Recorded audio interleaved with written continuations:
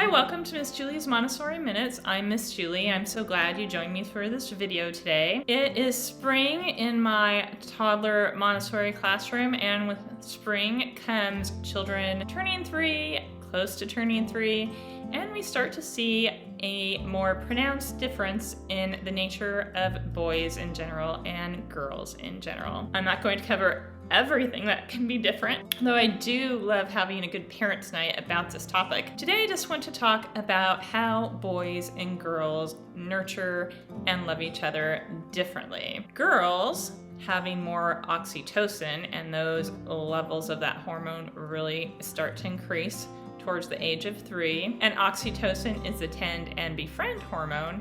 And then boys, their level of testosterone starts to rise, and that's when the fight or flight hormones. So of course we see a difference generally in behavior, how they move about and occupy this world, and we see a difference in how they nurture, love each other. So girls express empathy nurturance.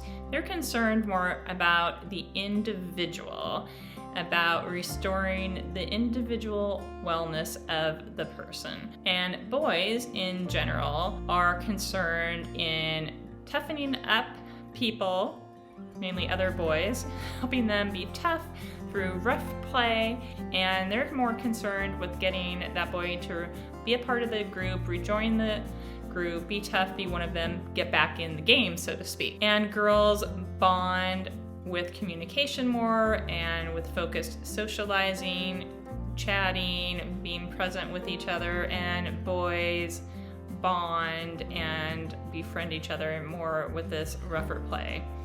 I have a story to illustrate this. When my son was in high school, he was on the cross-country team. He came home one day telling me what fun he had at cross-country practice. And I said, great, what happened? What was different? What made it so much fun today? He said, we played blindfolded dodgeball. Blindfolded dodgeball. And I said, why did you do that? He said, oh, coach said we're gonna do it to bond. And I said, so wait a minute, everyone was blindfolded?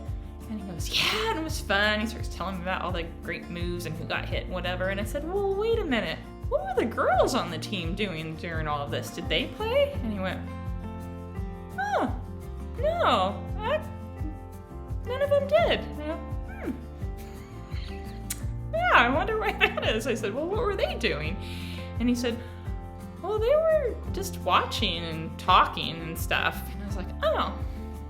But you know what? I bet that all the teammates bonded. It's just the boys were bonding with each other, and the girls were bonding with each other as they talked and said who knows what about those boys and the spectacle of blindfolded dodgeball. That's just a good illustration of how differently we bond with each other, how differently we nurture each other. And again, this is in general. I'll put a good source. Dr. Michael Gurian has done a lot of research about how actually the structure of male and female brains is different, and of course as our brains grow that would become more pronounced. And it's just very interesting. There's a lot of nuances, a lot of cultural factors and other things I understand that affect how boys and girls in general behave, and that's beyond the scope of this video. But I just want to reassure parents of little boys who are playing really aggressively that